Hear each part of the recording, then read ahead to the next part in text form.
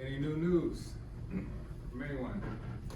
Job prospects, internships. Bless you.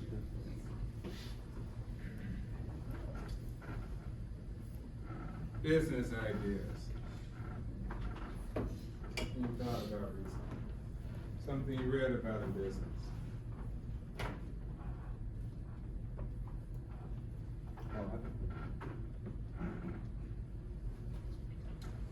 All right, objective statements. Who's ready to come up here and tell us a little bit about their objectives? What do they hope to look for?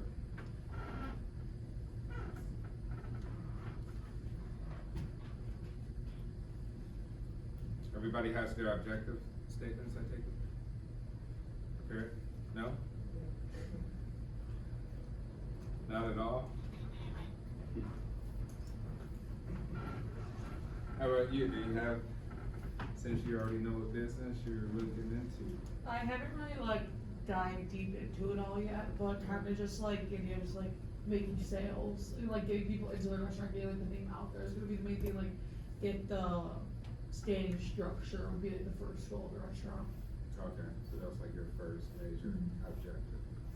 Any ideas about how you're gonna model that Not yet, no. or represent that? Okay. Who else? Yes.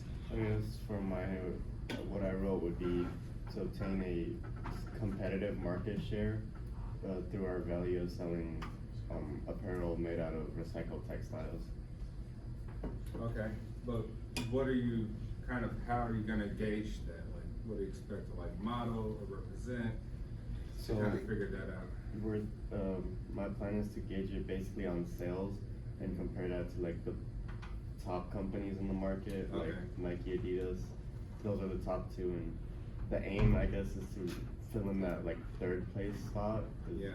I guess that's the most competitive one between like Nike, Puma, between Puma, New Balance, and a couple other brands. Okay. Now, do you think that there are some smaller brands that might be more effective to compare to? Like, have you looked into more startup brands as opposed to more established ones? I haven't looked into like startup brands, but just gauging from like the current atmosphere of the market, I guess you could compare primarily at the beginning at least to New Balance, Under Armour. Mhm. They're established, but they're not like so far out of reach like Nike and Adidas, where Nike and Adidas have like 80% of the market share, like combined, and the rest of the 20 is split across like 5 companies that really have like a place in the market. Okay. Excellent. Who else? Yes.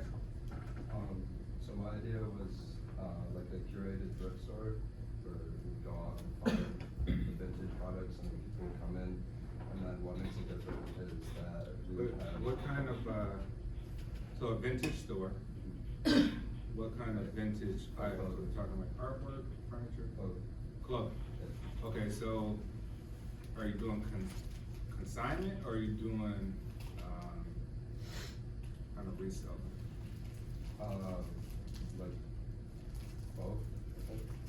Okay. If I understand that right. You know, consignment would be like, basically you would give a cut to the people bringing in the clothing, right? They're Oh. bringing in clothing to sell for them, it could be vintage, Sure. or really maybe high scale, like unique items, and then Yeah. give them a cut?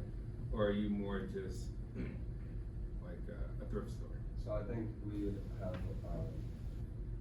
people go out and go to like the thrift stores and get the good ones that they have that we can resell, but then people could also come in with their old clothes. We can buy it from them and sell that or give them like, storage stuff. Okay. So what have you thought about, like, what is your main objective? Is it like, So then, when they come in to buy whatever they want, I would like to add like a customization process to it, where we would have, like a single head like screen print, option in the store where they can bring in their own images or choose from like some preset ones that we have, or even, like an embroidery machine. So they could customize them. So they can clothes that personalize. Mhm. So they could buy the item there and also personalize it to make it something, in which case you'll charge them extra for. Okay, that's interesting, I think that's, I haven't really heard that one. Hey, think about it, actually, one of the easiest businesses to start is a thrift store. Very people just dropping off clothing, right? So you have, cost of goods sold is pretty low for that. You just wanna maintain a building, have an aesthetic, your, all the systems in place for like theft, whatever, but yeah, I know a lot of people started some successful ones, like Plato's Closet. Obviously you get your bigger ones like Salvation Army, Goodwill, things like that, so. Yeah, great, okay. I like that one. Very feasible, so I don't know if is that like you plan on doing that yourself? Like a real business, or is this just, class project? Well, as of right now, it'd be a class project, but I mean, as I get older, I think with more time, that's something I could do that'd be pretty cool. Yeah. Who else? A few people just, that haven't spoke just about, okay, just your ideas. There's a few of you back there who haven't said your idea. What is just your general idea, your proposition? We'll start with you back there. Yeah, I was gonna do a furniture moving company. Okay. Kinda like for any kind of area, whether it's like some, like a rural area, city, just kinda seeing like where I have my options. Okay, now, have you thought about scale? You're like, hey, we're initially starting off with 1 truck, 2 trucks, 2 guys per truck, 3 guys, 4. Probably like probably like a small business, but not really a large scale, so small scale, so probably like 1 or 2 trucks, kinda go as you can. Okay, that's a real business prospect, or it's just something you just don't Something like? like that. Okay. Yeah, moving companies, you see a lot of different ones, right? They pop up all the time. Very hard, for insurance, people get injured all the time. My dad actually owned a moving company and a storage company here, in Chicago for a long time. And what he would do, like his biggest accounts was working with all the thrift stores. So thrift stores would have, articles of furniture and clothing picked up from people and dropped off, so they need somebody to move the stuff. So, maybe even consider that like as a major, demand portion, right? Yeah, like I try to base it around like where I demand, like in a, like maybe like a town where there's a lot of like older people, so somewhere like here, like you might make a lot of money. People, aren't really young enough to move their own furniture, need extra help. Yeah, yeah, I definitely think, like your target audience is key, because if you say, hey, we just stay in the suburbs upscale, that way we know people have the money to pay for large scale moving operations, and they're not gonna move it themselves, like here in Chicago, people just rent a U-Haul and just move their apartment out and stuff like that, right? So that's important. Difficult business. Yeah, my dad had that, but it was somewhat of a cover up too. My dad's an Italian, so, we had a lot of Sicilian mafia connections, so, I grew up surrounded by a lot of bad influences and things like that. But yeah, that was one of his operations that he had growing up. Who else? So, I've sold shoes for quite a while now, and I think I would open a shop in my city downtown in Rockford, Illinois. There's a sports facility nearby where a bunch of young athletes and adults show up. There's tournaments there almost every weekend, so it'd be pretty cool. We also have like every Friday there's like a city gathering where they have like sell food and stuff like literally downtown. So I would sell mainly shoes, definitely some clothes because I'm into that as well.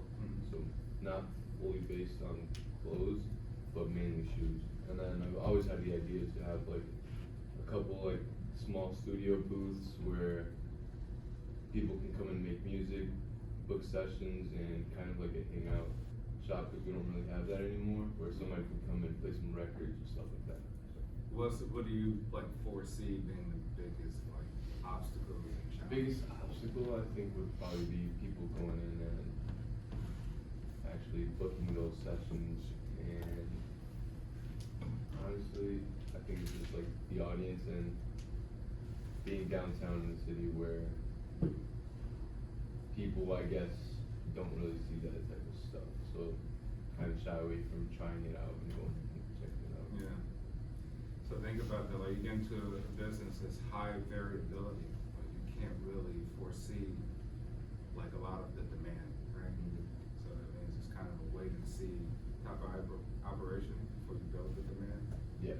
You know, so it's something to consider, which is, you know, I'm not saying that there's anything bad, you know, there's a need for all businesses, right? But just think of just that variability, you can't really foresee how many people are gonna come in to this, or that. Because that type of, experience, people could, you have a lot of casual lookers, right? Yeah. Like window shoppers, exactly, coming in, things like that. So I think definitely marketing would be a big part of it. Yeah. To get people to come in and check it Yeah, out. that's probably your major one is marketing, right? Try to create it. All right, good. How about you? My idea was like an online tutoring service that was like, could be available for like late at night, 'cause sometimes like when I'm doing homework, like we have tutoring services here, but they're only open till like 9, and some people do homework like later, so be available for like all students. And the thing about like incorporating it like at schools, like we have like a technology fee that we have to pay in our tuition, so it's already embedded in that. So they wouldn't technically be paying for it, it'd just be in the tuition, like included in it. 24 hours? Not like 24 hours, 'cause that'd be hard to find people who would be willing to do 24 hours, but like later at night till like maybe like 11 or 12. Okay, so you're thinking American-based? Yeah. American-based, 4 time zones. Are you focusing just on like, hey, we're just operations in Chicago, just the Midwest, just Illinois, like what the scale would look like? Being online, it could be like based anywhere, like, just be an online service that they could just like go on, kind of like Zoom, just be like an online like live tutoring session that they can get help at like anytime like during the day or like later at night. Was cause I remember you guys did tutoring thing too, like you talked about some of your challenges, what do you foresee as like some of your challenges? Finding tutors is one, and then technology is always like, it's never perfect, so always like an issue with that. Okay. Yeah, I would probably say like, you know, really is the quality of the tutors, like how do you kind of even Mhm. measure it or gauge, you know, are you getting, is that based off like education requirement, like, you know, master's degree minimum, Mhm. PhD or something like that? Yeah, and if it's online, you figure you can scale it large, Mhm. right? It just really depends on how far the time zones are, right? Going through every 3 AM at, you know, in the morning or something. Okay, great. Did you say anything about those? So mine, I'm thinking of doing like an all-girls gym at home, because there's like, Lifetime Fitness by me, and then Planet Fitness, it's like 30 minutes away. So I wanted to make something kind of like smaller, around Lifetime, because it's pretty big, and Planet Fitness is like a decent size, so I feel like mine would kind of be in the middle. And then, I haven't thought that much into it, but I did a poll with my soccer team, just to see like, how many people would want to go, and only like 2 people said that they would go for an all-girls gym. When you say girls, are you in the age cap on it? No, just any age, you know. yeah. And just make it like, aesthetically pleasing and like nice inside. Okay. And have like, probably I'd have like a cafe, a sauna, and then like personal trainers for different classes. So monthly membership Yep. base, what's the scale, like how big, comparable, like do you see the size of like Lifetime Fitness? Probably smaller than that. Like, I wanna do something like a tie between like a Lifetime Fitness and a Planet Fitness. How would you, your differentiation is really just for women, Yeah, so I feel like that would be kind of an issue, kind of singling out. I mean, I think that's great. I mean, think about your marketing, right? Your advertisement could be, are you tired of men gawking at you at the, you know, at the workout thing? Like women may feel uncomfortable. And there's probably a group of women that say, hey, that's a good idea. I want to go there so I can feel just more comfortable in some situations. Have less distractions. What's your major obstacle or challenge you foresee? I feel like getting it started, because when I was like looking into it, there's really not that many in Illinois. There's one that's in Maryland over here, that's like smaller, and then I've seen a couple of ones in like California, so I feel like just expanding would be kind of fun, just getting these links and then going to do. Okay. So you would have to get creative with like promotions, right, discounts. Cause think about it, you observing LA Fitness, right, X Sport, like, there's a ton of variability. There's times where people are not in those places. Most people may not use certain equipment or certain things. How do you schedule the personal trainers? How much are you paying them? You know, how do you keep them? Because if they're not getting a demand for work there, they'll look otherwise for other jobs and stuff like that. So, a lot of variability too, and that's why you see not too many, you know, workout facilities competing with, you know, the larger scale ones. It's really, really hard. Because you think of the amount of space needed for all the equipment, and then all the extra stuff you're talking about having. Very costly, like initial costs are very, very costly. Okay, great. Did you speak about yours? No, so what I wanted to do was I wanted to open my own baseball training program. Mhm. Instead of building a facility, because everyone has a facility these days, I was working on implementing all different kind of training methods, because in baseball, especially for pitching, there's all kinds of different techniques and pitching methods and all that stuff out there. And I would like to incorporate the best of all of those, so that way, instead of, you know, no, my way is the right way, I get to incorporate all the methods and I'll program it. I'll try to partner with a pre-established facility such as the Bo Jackson Dome, have access to a weight room so I can get guys on the weight training program. And the whole objective would just to be to get guys to play the next level, keep playing as long as they want. And a realistic objective would be to get pro players to come out and use my program. Yeah, okay, so what's the major challenge? Is it? Major challenge would probably be partnering with the facility and getting this in space to actually do it. But because then the alternative would be making my own facility, but that's the challenge within itself, because that would be more money than just partnering with a pre-established facility.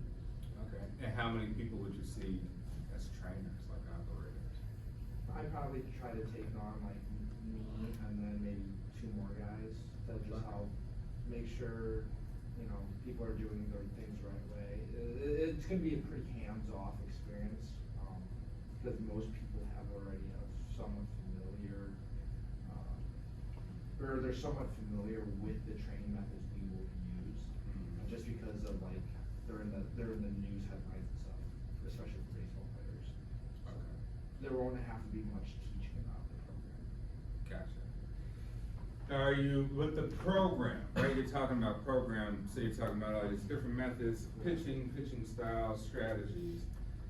Are you gonna sort of create your own? Yeah, so. Incorporate, like. Incorporating the best of what's already out there, because a lot of, the main issue in today's, world of baseball, especially training, is that one business will be like, our way is the best way, and their way is, no, don't even bother, like that, even though the other person's, you know, method or whatever might actually have some benefit. Yeah. But it's just, you know, no, it's my way or the highway types situation in the baseball training world. And why do that to yourself when you can use you use the best of all the resources that are out there. Okay, and so you will have a method where you like register, patent that method, like, we call it this method and we register patent this method, so that no one can come and replicate this method, which encompasses all methods. Yeah, I mean, Like, do you find it to be the thing where that could generate a lot of sales or revenue? yeah, cause there's facilities all over the place, but the thing that's lacking is a facility in Chicago. Okay. Especially one that has this kind of training. Mhm. A lot of those facilities are in Arizona, California, Texas.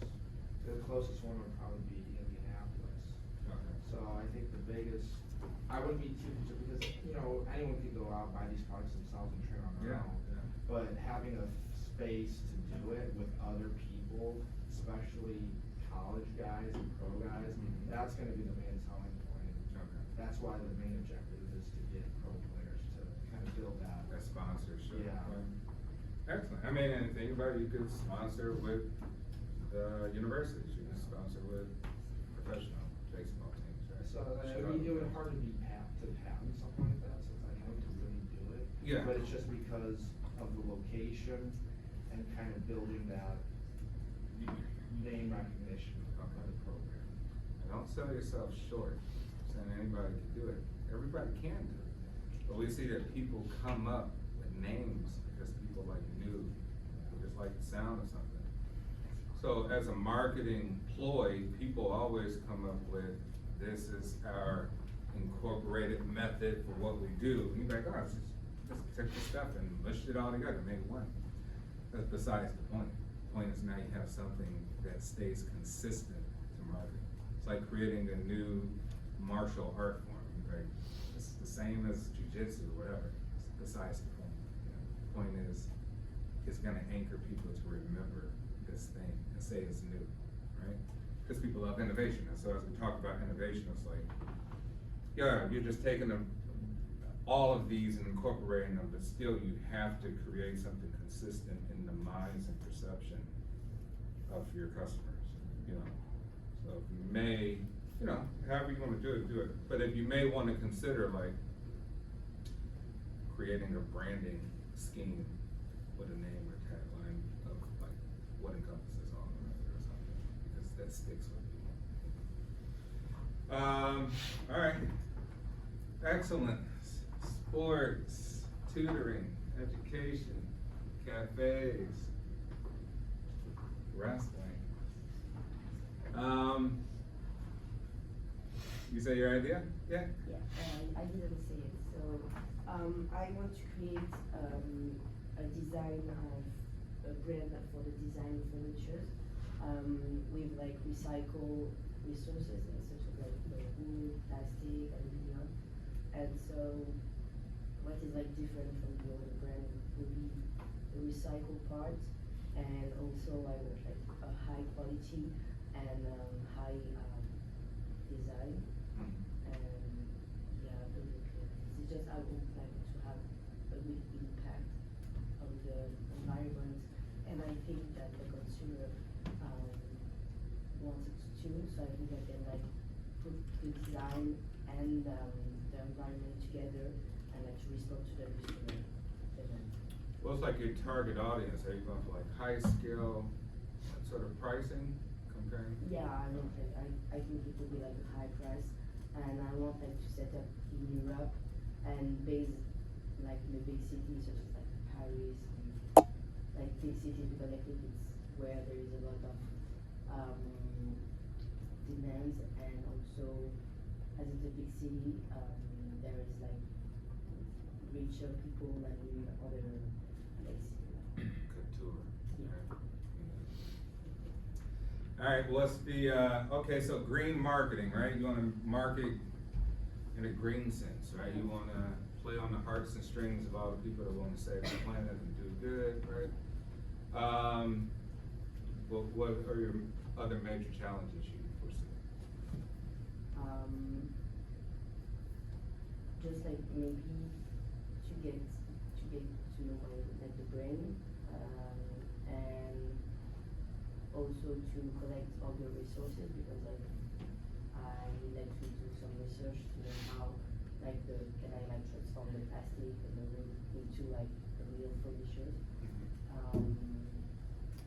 Yeah, I mean but there is not a lot of competitors because there is already like high design furniture, but not like recycled design furniture. So I think it will not be new because there is a bit of it, but not that much. So I think there is not like a lot of competitors, but just like to know by then, this is like a very challenge, bigger challenge.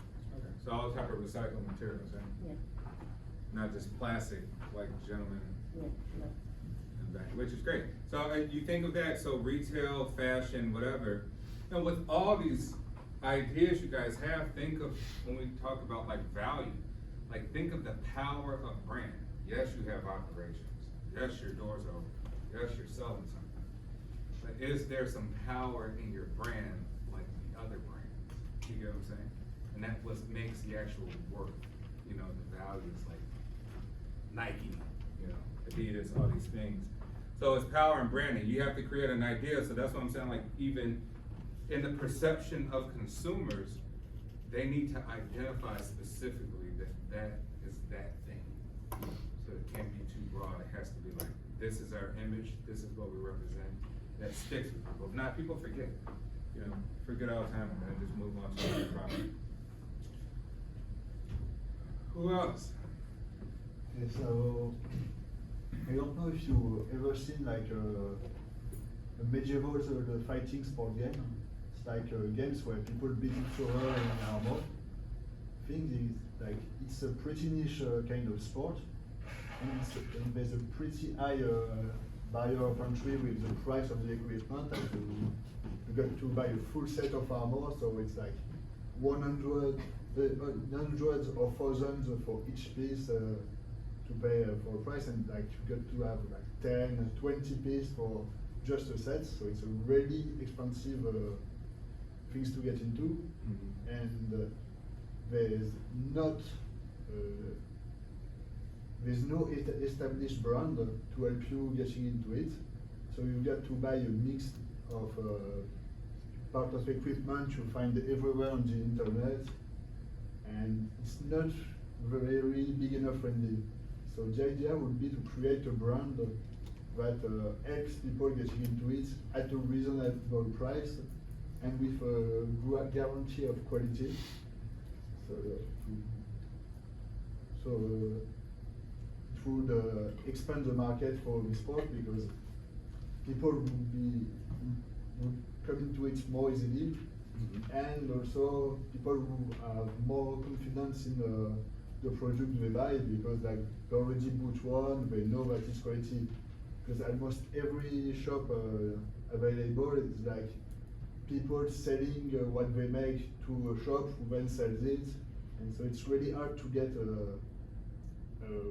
substantial quality every time. You don't really know where what you buy came from.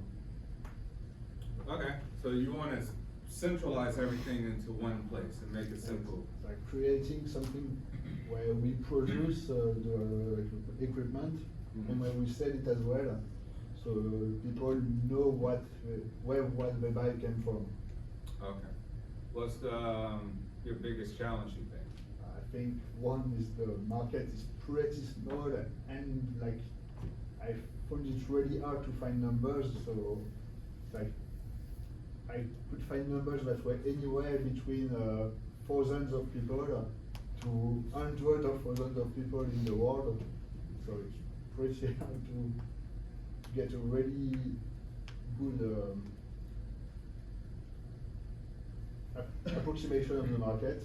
Yeah. And secondly, it's like getting people to actually make the equipment, because if people are single craftsmen today, like it's because they value their independence and they don't necessarily want to join a company that's bigger than them and where they don't have as much control. So, I mean, it could be a great thing, right? That there's nothing like that out there, right? Or it could be an indicator like, well, why doesn't this already exist, right? But, so you'll be a first mover, right? So I think if it works out great, then, you know, now you create a whole entire new market. You'll have a lot of investors could be like banks throwing you a ton of money if it really, really works as first mover. So, yeah, excellent, excellent, guys.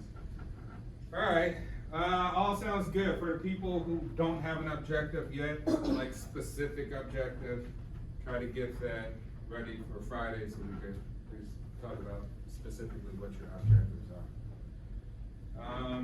Alright, let's continue on with chapter 4, capacity planning. Capacity planning. How do we plan to grow?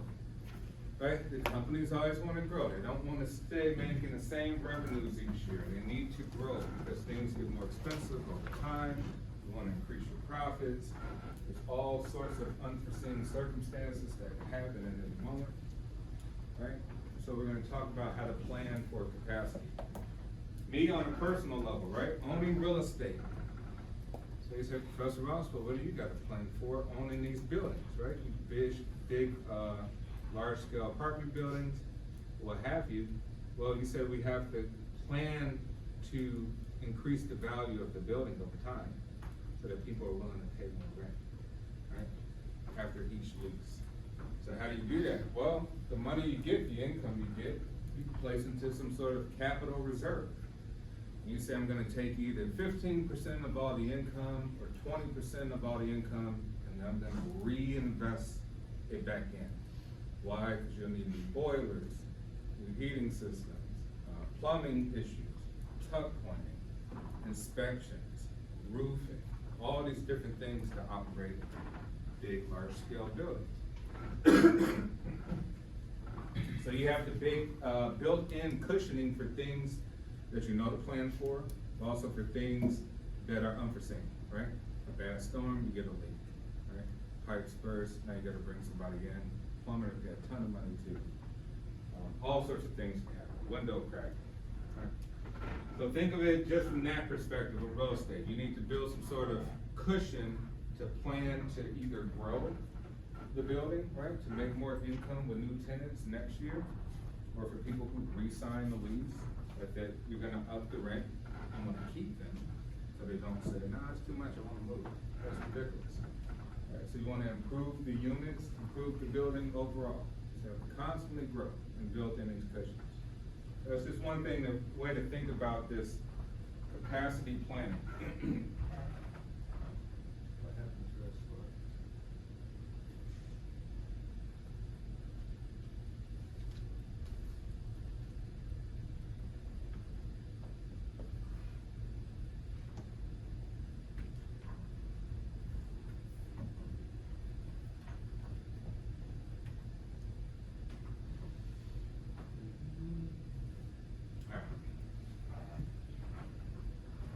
Talked last class about like waiting in line to Starbucks, right? Because they didn't have enough employees for the surge and demand of coffee from 9:30 a.m. to 12 a.m., right?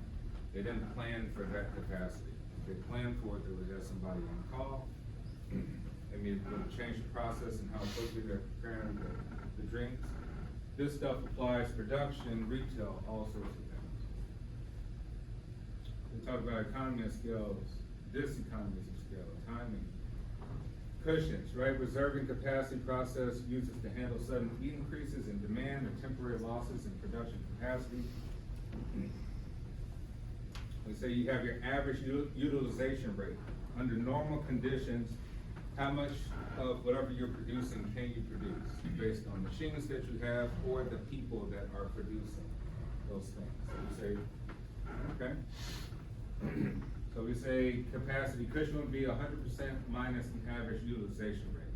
If you, on average, we say hotels only have utilization rate of 60% because the other 40% of the time there's vacant rooms, right? They always have vacant rooms. We can say, well, their capacity cushion will vary. We can say here hotels can live with 30 to 40% cushion, whereas capital intensive like production, right, making Coca-Cola on assembly line, you don't have that luxury because you need to meet the demand, so your cushions will be well under 10% of what you can allow.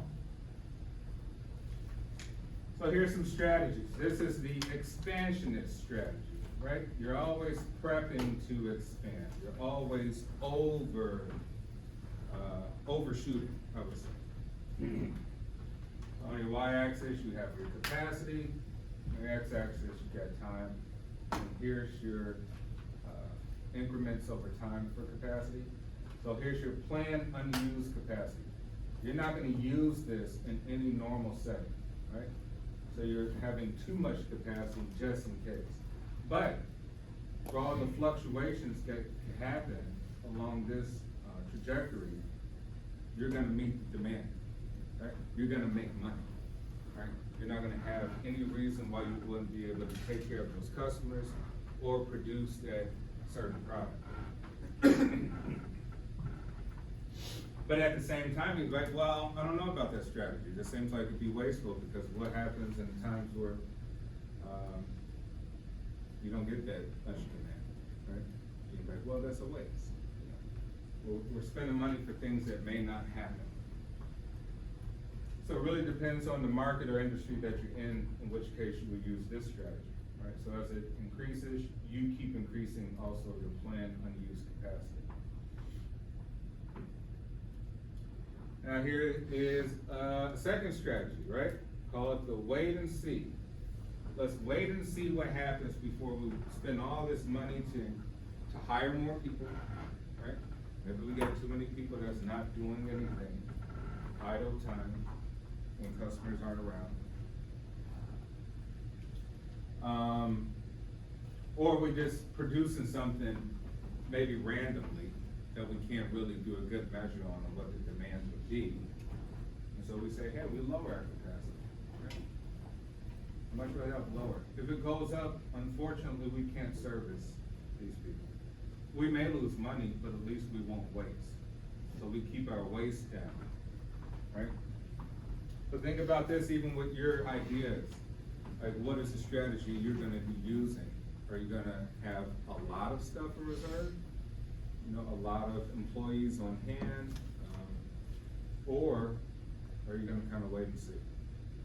And say, I'm gonna let the market kind of dictate my next move first.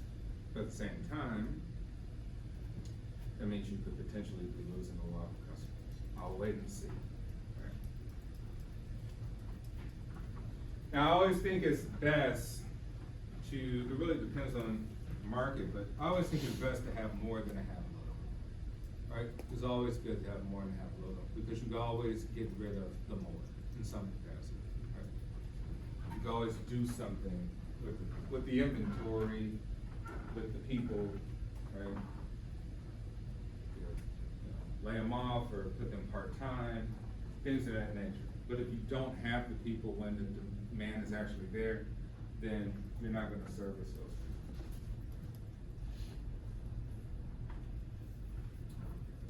people. Which strategy you think would be best for your businesses? You find that like, hey, I'm going in hard, I wanna have as much money and capital to have everything laid out first, so I could build that demand. Or I'm gonna go step by step. I'm not gonna put too much capital in first. I'm gonna wait and see how people react to this idea. And then I'll try to search out to kind of hire more people, get more equipment, all of the above. Anybody? Yeah. I'd say for my business, because it's pretty much an entertainment business, wait and see method might be better, because the product is not just something you can produce and package. The product is something you're delivering essentially in real time, more or less, and especially for a live crowd, that's where you get your reactions, where the audience likes it or not, they're engaged or not. And I think before going all in on, say, a storyline or a certain guy, or even planning to see whose merchandise is gonna get promoted more, I think the audience in the end would really somewhat tell Yeah. what's successful, what's not. Okay. Absolutely. I mean, it may be a good strategy for that, because it's a tricky one, right? You don't know how many people are coming in for entertainment, for that new type of innovative entertainment you're talking about. think of even retail, right? Be like, man, they have a lot of stuff here and they don't sell much. Whereas other retailers be like, we're scarce on this clothing. Costs $1,500, but not anybody can get it, right? We only have 3 extra larges, 3 larges. Another place where we got 1 million, right? You could buy as much as you want. And so you're like, well, are they, their strategies, do they factor in loss? Cause they know they have too much stuff to begin with, right? So you go in these clothing stores, you're like, what do they do with these clothes? These are the same clothes that's been here forever, right? You say like, oh, they're gonna put them on clearance or, I don't know, give them to the thrift stores or something. Did they factor in as part of their strategy, like, hey, we just take this as a loss, right? We wanna have enough to service everybody, but we know we're not gonna get rid of all this stuff. So it's almost like, how do you kind of factor in waste? You know, then you almost need a new strategy for waste. You know, you're like, oh, it's on sale, 40%. Still didn't sell. Oh, okay, it's on clearance for $3, right? At what point did you make money in that process with that inventory? Anybody, else besides like a wait and see? Yes. I think for my company, it would have to be a combination of both. At the beginning, obviously, it is capital intensive to set up the factories and manufacturing of the products and getting the textiles from the recycled materials. But I'd use the wait and see method at the beginning to gauge like demand and popularity. And then I'd have a metric to like decide, okay, we've reached this amount of sales and demand is only going up. This is where we're gonna hammer home or like invest a lot into creating extra stock or additional capacity, because we know that there is a demand, there is a market for this type of product. Excellent. So you wanna be highly efficient in kind of how you run this operation. Yeah, think about it, it's just different styles and how people manage, right? So you can see it all over. You can see businesses, new stores that pop up, you're like, this is way too big for the amount of people that come in here, right? Or you see very small scale, you're like, they got it just right for the amount of people that actually come into this place, right? So think about that, just different styles of people's ideas on how they scale things in their mind. Because you have really no idea how people are gonna respond to it when it's a new idea, right?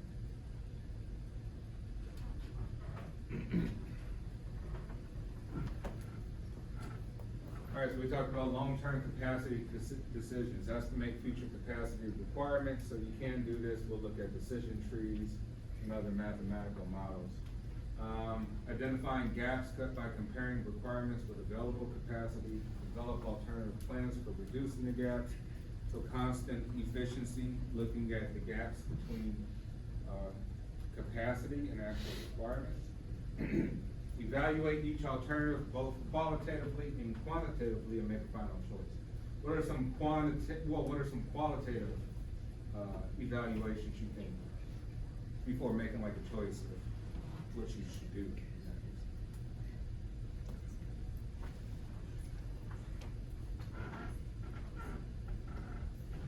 What are some qualitative capacity decisions you make?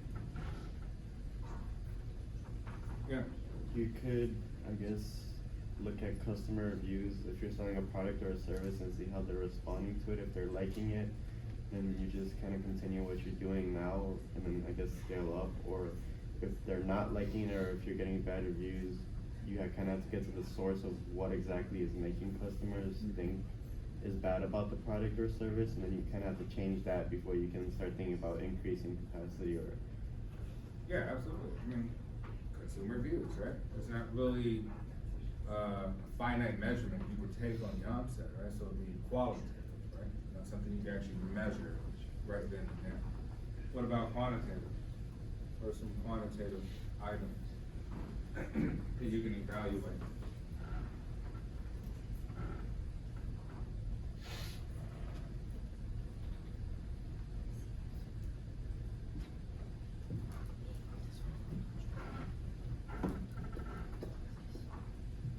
I'm not sure if this would fit well, but say like action figures or trading cards. I know people collect them and there can be like value in them.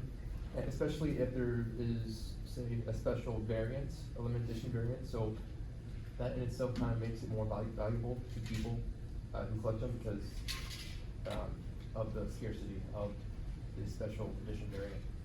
Okay, so maybe how much you have a sort of Yeah. a scarce product or So something. kind of like more, making it more of a creative version, or rare version. Okay, so think about it, this logical perspective, you wanna reduce the gaps between what you actually can produce and what actually you need to do, right? Simply, what's the quantitative one? The people, the employees. You can clearly see how many people you have. Pay them X amount of dollars. They're not fulfilling a demand, you may have to get rid of them. Right? You can measure that monetarily right on the onset. You can see the machines, you can say I have too many machines, right? Something you can measure right then and there. So people, machines, anything in the production process of anything, right? That you're providing, you can come up with those measurements. Now you come up with a new decision. Before we go, let's see what we could.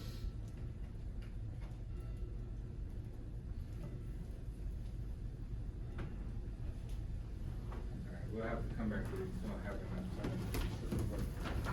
enough time. Any questions before we go? Alright, everyone, you enjoy your day. See you on Friday.